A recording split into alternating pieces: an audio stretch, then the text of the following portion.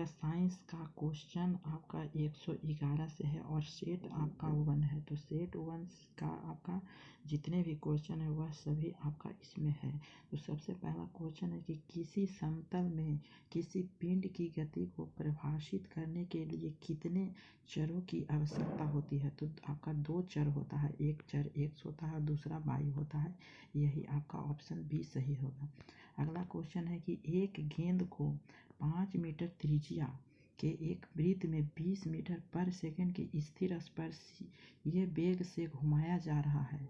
एक पत्थर भी 4 मीटर की त्रिज्या के वृत्त में 16 मीटर पर सेकंड के नियत स्पर्श रेखे वेग से घूम रहा है। तो निम्नलिखित में से कौन सा विकल्प दोनों वृत्तीय गतियों के बारे में यह सत्य है। तो इसका जो फॉर्मूला होता है आप उसको भी याद रखिएगा।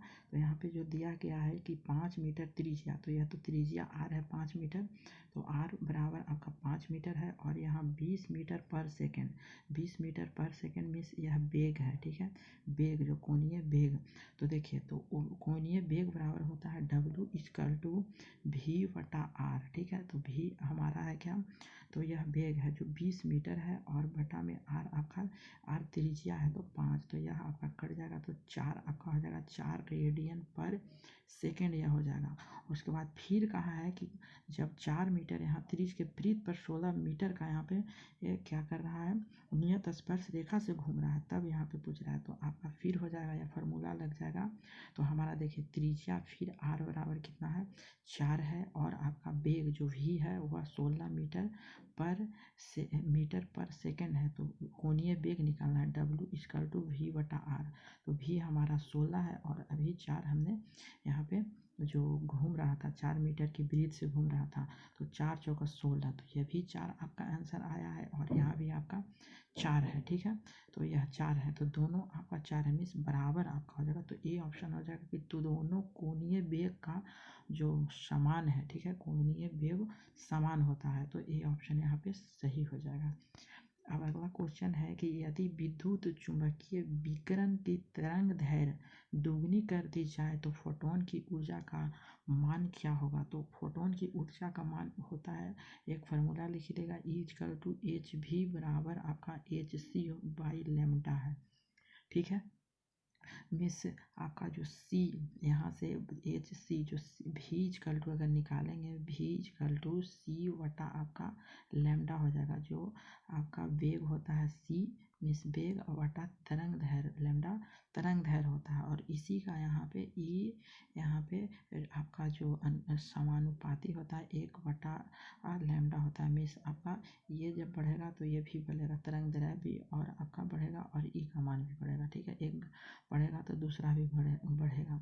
तो आपका जो फार्मूला होता है वह होता है E1/E2 बराबर लैम्डा आपका और लैम्डा 1। तो आप इसका जब सॉल्यूशन करेंगे तो E2 बराबर होता है E1/2 मीन्स यह आधा होता है। तो बी ऑप्शन सही होगा।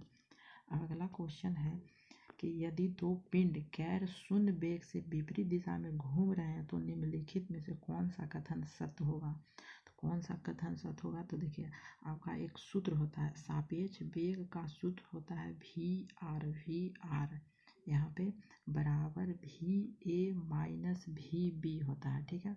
तो यही आपका सूत्र होता है और जब दोनों वेग दिशा में विपरीत होते हैं तो यह समीकरण हो जाएगा vr बराबर हो जाएगा va - आपका और अंदर में भी vb यहाँ पे भी माइनस हो जाएगा, ठीक है। यही आपका इनका परिणाम मिलकर बनता है कि सापेक्ष वेग को दोनों में से किसी भी पिंड के निरपेक्ष वेग से अधिक बनाते हैं। तो यह आपका जो आंसर होगा वो हमारा ए ऑप्शन सही हो जाएगा, ठीक है। अब अगला क्वेश्चन है कि अक्षय प्राकृतिक ऊर्जा संसाधन का क्या नाम है जो समाप्त हो जाता है। तो यहाँ ऑप्शन दिया गया है तो हमारा बी ऑप्शन सही होगा, बायोमास होगा। बायोमास कहते हैं किसे, तो कार्बनिक पदार्थ है जो नवीकरण होते हैं और ये पौधे और जानवरों से यह उत्पन्न होते हैं और इसका है क्या करते हैं, तो यह बायोमास का नवीकरणीय ऊर्जा स्रोत है, क्योंकि जो कार्बन पदार्थ होते हैं कि जो पूर्ति होती है अपेक्षाकृत कम समय में की जाती है, इसीलिए यह बायोमास होता है। अब अगला क्वेश्चन है कि व्यापक आनुवंशिक विविधता वाले पौधे की प्रजातियां एक स्थानीय आबादी का निर्माण करती है, उसे क्या कहते हैं? तो उसे आप याद रखिएगा इकोटॉप कहा जाता है। ये ऑप्शन हमारा सही होगा, आप इसे याद कर लीजिएगा। अगला है कि एलोपैथी एक शब्द है जिसका उपयोग किसके वर्णन के लिए किया जाता है? तो किसके वर्णन के लिए किया जाता है? तो हमारा ए ऑप्शन सही होगा कि एक प्रजाति द्वारा विषाक्त पदार्थ का उत्पादन जो दूसरी प्रजाति के विकास को रोकता है, उसी को एलोपैथी कहा जाता है। ठीक है। अब अगला क्वेश्चन है कि वायु जल अंतरापृष्ठ पर रहने वाले अनासक्त जीव जैसे तैरते पौधे को निम्नलिखित में से किसके रूप में वर्गीकृत किया जाता है? तो यह आपका ए ऑप्शन सही होता है, न्यूस्टन कहा जाता है। क्या कहा जाता है? इसे न्यूस्टन कहा जाता है। ठीक है। अब अगला क्वेश्चन है कि शाकाहारी और अपघटकों द्वारा उपभोग के लिए उपलब्ध बायोमास को क्या कहा जाता है? तो यह आपका जो आंसर है वह हमारा उपयुक्त में से कोई नहीं होगा, ई ऑप्शन होगा। ठीक है, क्योंकि जो शाकाहारी और अपघटकों द्वारा उपभोग के लिए उपलब्ध बायोमास को शुद्ध प्राथमिक उत्पाद कहते हैं। क्या कहते हैं इसको? प्राथमिक उत्पाद कहते हैं। ये 19 का ई ऑप्शन, इसमें से कोई नहीं। अगला है कि कुल वैश्विक कार्बन का लगभग 70% कहाँ पाया जाता है? तो यह आपका कहाँ पाया जाता है? तो यह हमारा महासागरों में पाया जाता है। ठीक है, 70% जो कार्बन है वह हमारा कुल वैश्विक जो है वह महासागर में पाया जाता है। अगला है कि जमीनी अवस्था में ग्राउंड स्टेट में एक तत्व जिसके एम शेल में 13 इलेक्ट्रॉन है वह कौन सा है? तो यह हमारा कौन सा है? तो यह हमारा बी ऑप्शन सही होगा, क्रोमियम है। जो क्रोमियम है वह आपका बनता है, जो इसका होता है विन्यास, इलेक्ट्रॉन विन्यास, वो हम बता रहे हैं। ठीक है, तो यह आपका होता है यहाँ पे 1s2। ठीक है, 1s2, यहाँ पे 2s2 2p6। ठीक है, उसके बाद आपका होता है 3s2 3p6 और उसके बाद 3d5। ठीक है, यह इसका तत्व क्रोमियम का है, इलेक्ट्रॉनिक विन्यास होता है। ठीक है। अब अगला क्वेश्चन है एकाधिक अनुपाती का नियम किसके द्वारा दिया? एकाधिक अनुपाती का नियम किसने दिया? तो यह हमारा ऑप्शन इनमें से कोई नहीं हो जाएगा, ये ऑप्शन है। जो दिए हैं वह जॉन डाल्टन के द्वारा दिया गया है। ठीक है। अब अगला है कि जब विद्युत धारा को निम्नलिखित में से किससे गुजारा जाता है तो एक लाल रोशनी उत्पन्न होती है? तो किससे गुजारा जाता है? तो यह हमारा सी ऑप्शन सही है, नियॉन से गुजारेंगे तब यह एक लाल रोशनी उत्पन्न होगी। जब विद्युत धारा को एक लाल रोशनी से उत्पन्न करेंगे तो यह नियॉन का यहाँ पे यहाँ पे हो जाएगा नियॉन। ठीक है। अगला है कि किसी पदार्थ की अवस्था को एक अवस्था से दूसरी अवस्था में किस प्रकार बदला जा सकता है? तो किस प्रकार बदला जा सकता है? तो वह बी ऑप्शन है, विकिरित ऊष्मा ऊर्जा को अवशोषित करके ही इसको गुजारा जा सकता है।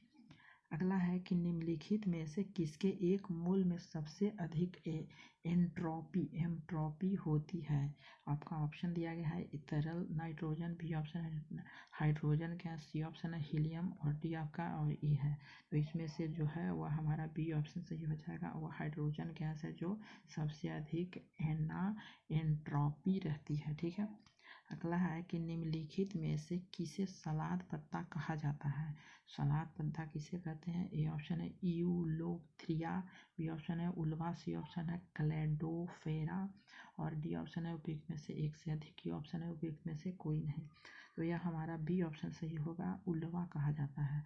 अगला है कि निम्नलिखित में से कौन सी बीमारी केवल अफ्रीकी अमेरिकियों में पाई जाती है? अफ्रीकी अमेरिकियों में पाई जाती है, वह कौन सी बीमारी होता है? तो हमारा सी ऑप्शन है ट्रिपैनोसोमियासिस। ठीक है, ट्रिपैनोसोमियासिस होता है। अगला है कि ह्यूमन इम्यूनोडिफेंसिव वायरस श्वेत रक्त कोशिकाओं पर हमला करके एड्स का कारण बनता है, इसे क्या कहते हैं? तो इसे हम लोग CD4 कहा जाता है। ये ऑप्शन हमारा सही होगा। अगला है कि प्यूटरी ग्रंथि द्वारा स्रावित उस हार्मोन को पहचानिए जो जानवरों में प्रसव के दौरान गर्भाशय की चिकनी मांसपेशियों को सिकुड़ाने के लिए प्रेरित करता है। ए ऑप्शन है वैसोप्रेसिन, बी ऑप्शन है ऑक्सीटोसिन, सी ऑप्शन है प्रोलैक्टिन और डी ऑप्शन है उपयुक्त में से एक से अधिक और ये ऑप्शन उपयुक्त में से कोई नहीं। तो हमारा बी ऑप्शन सही होता है, ऑक्सीटोसिन होता है। अगला है कि निम्नलिखित में से कौन सा एक गुणसूत्र विकार जो अविकसित महिलाओं का विशेषताओं का कारण बनता है और महिला बांझ होती है। ये ऑप्शन है डाउन सिंड्रोम, बी ऑप्शन है क्लाइनफेल्टर सिंड्रोम, सी ऑप्शन है टर्नर सिंड्रोम। तो इसका जो आंसर है वो हमारा सी ऑप्शन सही होता है, टर्नर सिंड्रोम होता है। अगला है कि डीएनए के वाटसन और क्रिक मॉडल के लिए निम्नलिखित में से कौन सा कथन गलत है। तो यहाँ पे कौन सा कथन गलत पूछा है कि कौन सा गलत कथन है, तो हमारा बी ऑप्शन गलत होता है, बाकी यह सभी आपका ऑप्शन सही होगा। ठीक है, तो एडीन थाइमिन से 3 हाइड्रोजन बंधों द्वारा बन सकता है और गुआनिन साइनोटिन 2 हाइड्रोजन बंधक द्वारा बन सकता है, तो यही हमारा ऑप्शन गलत है। अगला है कि पाचन भिन्न भिन्न चरणों में पीएच का स्तर कैसे बदलता है, तो कैसे बदलता है यह दिया गया। ए ऑप्शन है क्षारीय, उसके बाद अम्लीय, उसके बाद क्षारीय, बी ऑप्शन है अम्लीय, क्षारीय और अम्लीय, सी ऑप्शन है अम्लीय और क्षारीय, उपयुक्त में से आपका एक से अधिक और ये ऑप्शन है उपयुक्त में से कोई नहीं। तो हमारा सी ऑप्शन यहाँ पे सही होता है। ठीक है, सी आपका 132 का हमारा सी ऑप्शन सही होगा, अम्लीय और क्षारीय में ही बदलता है। अगला है कि निम्नलिखित में से कौन सा गलत मिलान है, कौन सा यहाँ पे गलत मिलान है, तो बी ऑप्शन यहाँ पे गलत है। जड़ कंद होता है वह हल्दी का, वह तना होता है। ठीक है, बी ऑप्शन यहाँ पे गलत है। ठीक है, भूमिगत जो हल्दी है तो अदरक की तरह ही हल्दी भी भूमिगत प्रकंदों द्वारा प्रावित होती है। ठीक है, तो बी ऑप्शन यहाँ पे सही होता है, गलत है। अगला है कि निम्नलिखित में से कौन सा गलत मिलान है, फिर से वही है, तो बी ऑप्शन यहाँ पे। अगला है कि निम्नलिखित में से जानवरों का कौन सा समूह बाह्य निषेचन दर्शाता है, बाह्य निषेचन कौन सा यहाँ पे दर्शाएगा, तो मछली आपका बाह्य है, मेढक है और सैलामेंडर आपका है, तो यही ऑप्शन आपका सही होगा, बाकी यह क्वेश्चन गलत हो जाएगा। ठीक है, अब अगला है कि कैरियस विधि का उपयोग करके किस तत्व की गणना की जाती है, कैरियस विधि द्वारा।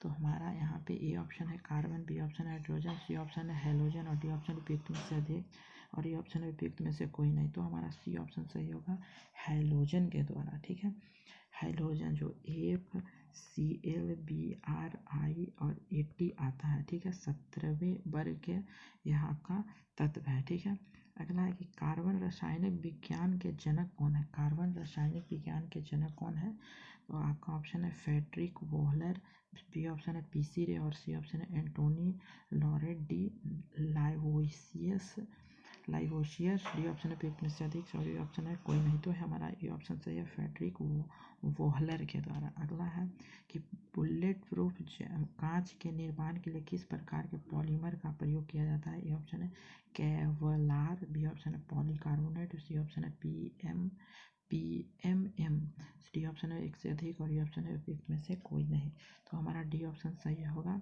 एक से अधिक होता है। ठीक है, बुलेट प्रूफ के निर्माण के लिए केवलर का भी प्रयोग किया जाता है और क्या किया जाता है, और पॉलीमिथाइल जो होता है, पॉलीमिथाइल का भी उपयोग होता है और पॉलीकार्बोनेट एवं PMC का उपयोग किया, मिस आपका तीनों का उपयोग किया जाता है। ठीक है, और यहाँ पे अब अगला क्वेश्चन है कि निम्नलिखित में से किस बंधन में रासायनिक यौगिक की मात्रा सबसे अधिक होती है, ए ऑप्शन है धात्विक बंध, बी ऑप्शन है द्विध्रुवीय बंध और सी ऑप्शन सहसंयोजिक और डी ऑप्शन है एक से अधिक और ये ऑप्शन उपयुक्त में से कोई नहीं, तो यह हमारा सी ऑप्शन सही हो जाएगा, सहसंयोजक बंध होता है। अगला है कि निम्नलिखित में से कौन सी गैसीय वायु प्रदूषक नहीं होती है, तो ए ऑप्शन है धुआं, बी ऑप्शन है ओजोन और सी ऑप्शन है कार्बन मोनोऑक्साइड और डी ऑप्शन है से अधिक और ये ऑप्शन है उपयुक्त में से कोई नहीं, तो यह हमारा ए ऑप्शन सही हो जाएगा, जो वायु प्रदूषक नहीं है। ठीक है, ए ऑप्शन है यहाँ पे, ए ऑप्शन जो धुएं होता है गैसीय वायु प्रदूषक नहीं होता है, तो ये ऑप्शन सही होगा। अगला है कि निम्नलिखित में किस घोल में रखने पर पौधा सिकुड़ जाता है, तो किस में रखने पर पौधा सिकुड़ जाएगा, ए ऑप्शन है शुद्ध पानी में, बी ऑप्शन है हाइपरटोनिक घोल में, सी ऑप्शन है आइसोटोनिक घोल में, और ये ऑप्शन है आपका डी ऑप्शन है एक से अधिक, और ये ऑप्शन है कोई नहीं। तो हमारा बी ऑप्शन से हाइपरटोनिक घोल में यह आपका क्या हो जाएगा, घोल पर रखने पर पौधा वह सिकुड़ जाता है। अगला है कि तत्वों के बीच तुलनात्मक रूप से आयनिक बंध अधिक आसानी से बनते हैं, तो किससे यह बनता है? तो ये ऑप्शन हमारा सही हो जाएगा कि कम आयनिक एंथैल्पी और उच्च इलेक्ट्रॉन बंधता के कारण यह आसानी से हमारा बन जाएगा आयनिक बंधन।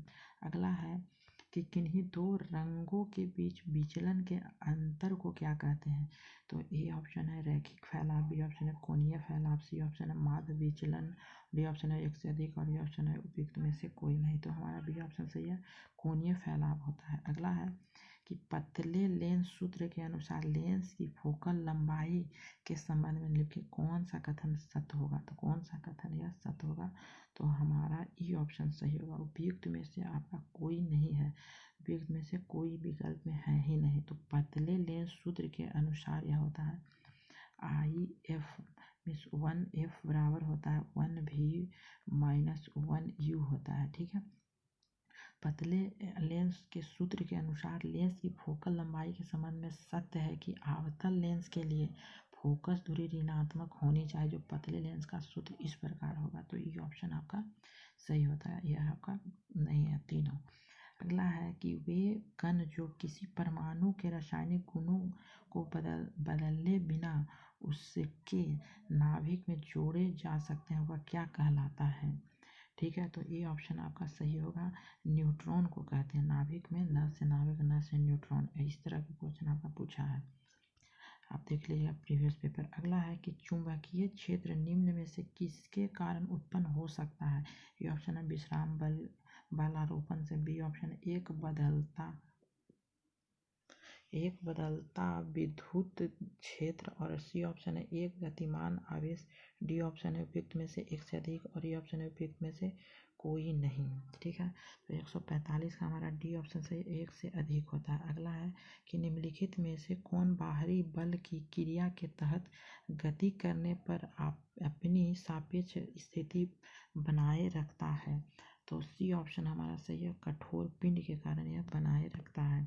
अगला है कि निम्नलिखित में से किसमें भली भांति परिभाषित ज्यामिति बाह्य आकृति होती है? तो किसमें यह जैविक बाह्य आकृति होती है? तो क्रिस्टलीय ठोस में होती है। अगला है कि लेंस क्या है? तो लेंस आपका क्या है? तो आपका ये ऑप्शन सही हो जाएगा कि एक छवि बनाने वाला उपकरण होता है, लेंस होता है। तो thank you for watching this video.